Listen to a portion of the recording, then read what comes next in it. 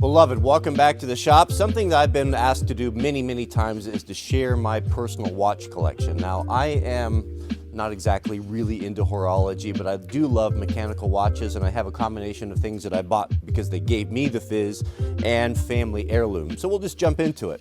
So the first of 8 I have, this is a watch. This is a Swiss Army watch, Quartz. I bought this for my grandfather, goodness, probably 30 years ago. He wore it for a long time, and when he passed on, I have it. I've never put a battery back in it, or the band was all broken when I got it. I'd never really worn it, but I need to get this one going, get a battery in it, and this is kind of a cool watch. Swiss Army watches are nice, a good value for the money.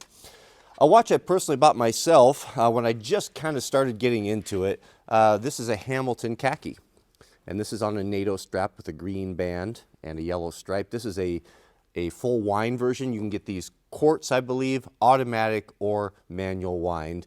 And this is okay. This watch I thought was really cool. It's kind of a military field watch style until I took it swimming and it got condensation in the lens, and I've never really liked it since then. Even the arms are a little bit, they're a little bit crusty and oxidized from that water that got in there.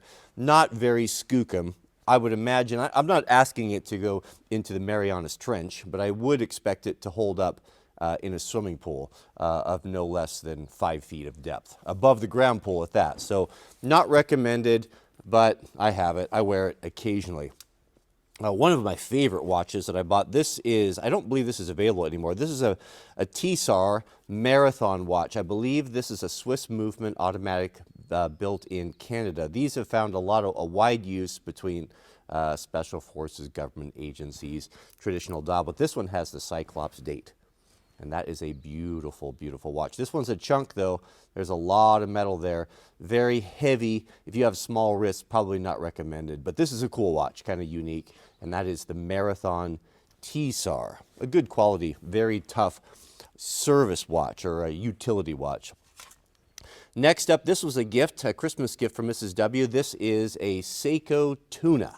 And this is probably one of my favorites that I own. One of the toughest watches you can buy. It is built with a domed crystal, and it has an outer casing that's removable that protects that from bumps and what have you. 300 meter water resistant.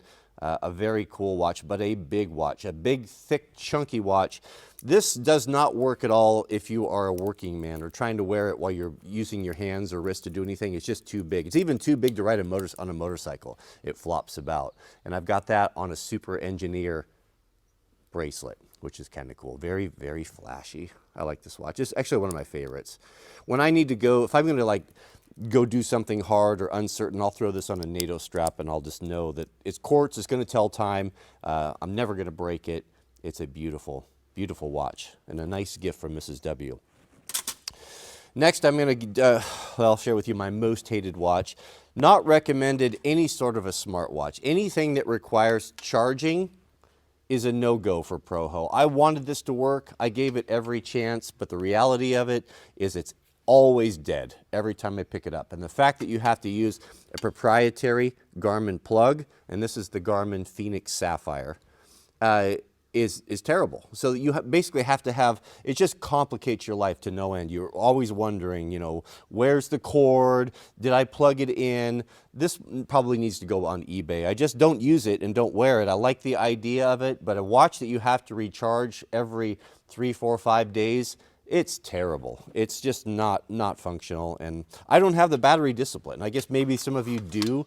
I personally don't, and I live that battery life. I'm a content creator. I live and die by batteries. I have microphones on me all the time. I am constantly dealing with batteries. I get it. I have a regime, but even with that, I'm not able to keep this one going. So not recommended smartwatches, not to mention the privacy concerns. Next up, we'll probably get to my personal favorite. This is, Mrs. W bought this for me secondhand. This is a Rolex Explorer.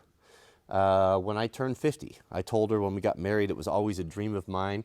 I think we bought it for just under $5,000 for my 50th. It's probably worth more than that now. So these watches are a good investment, and you get to enjoy them. The guys will criticize, oh, it must be nice, this and that, but we all have hobbies. And there's nothing wrong. It's off limits to criticize a man's hobbies. What he wants to do with what he's earned, he can do it. It's not for them to criticize. And if you buy something secondhand on the used market, like we tried to do, it's always a good investment. But I think of all watches, if you're going to have one, this is the perfect watch. It works with everything. It's not too flashy. It's not too gaudy. It's a utility watch. This is the first watch to summit Everest, and it's just timeless and classic. You see like really prestigious watchmakers and people that are in the know and really into horology. I've got it upside down. I see this watch on the wrist, or a variation of it. It's just very, very cool, and I think it's the coolest Rolex of all of them.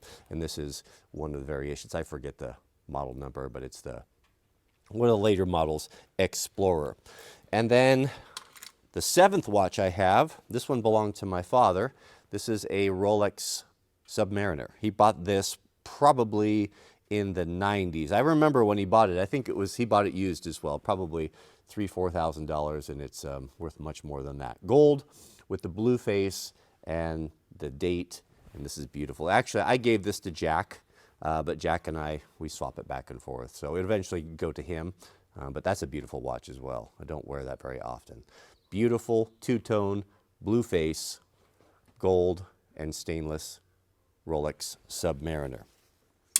And the latest, and my new muse, I'm living that pocket watch life.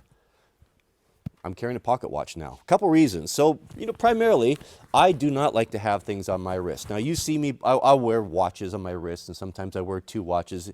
And that's usually just for the video. It twists people's tails, and I love to troll, if you haven't gathered it. So I mix up and put things on. I wear watches when I go out, but it's really a fashion accessory more than anything, and I just enjoy it. I like it, but I don't typically wear them in my day-to-day work because I have a phobia with things on my wrist.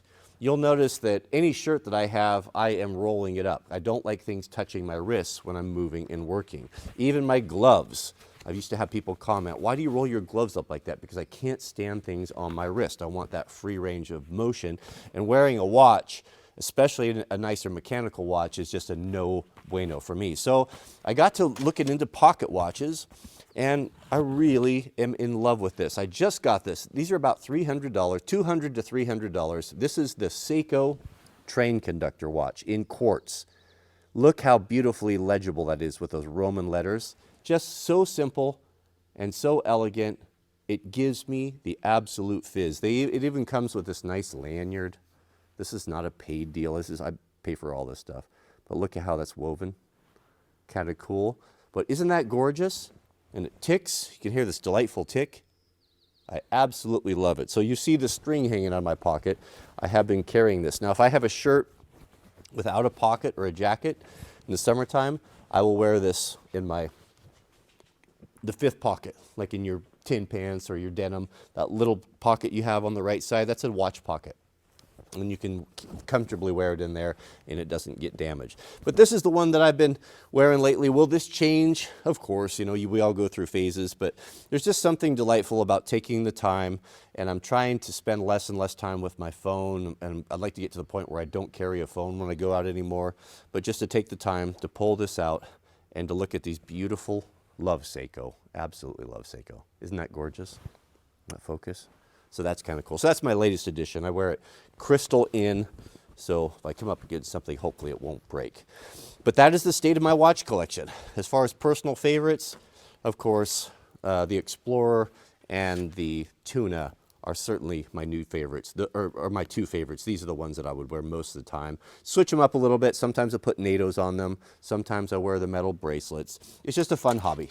It's a fun hobby to have, just like Ironheart, Japanese denim. It's a hobby. It's a fun hobby that you can enjoy every single day. You can wear the stuff, and it's just wonderful. I just prefer that over something that you park in the garage that you may or may not ever get to once or twice a year. So anyway, it doesn't matter. We can't hands off for hobbies. Let a man do what he wants to do with what he has. He's earned it, and I know you have as well. May God bless you and your families. Please keep us in your prayers. And let me know in the comments what your favorite watch is, and we'll see you all on the next video.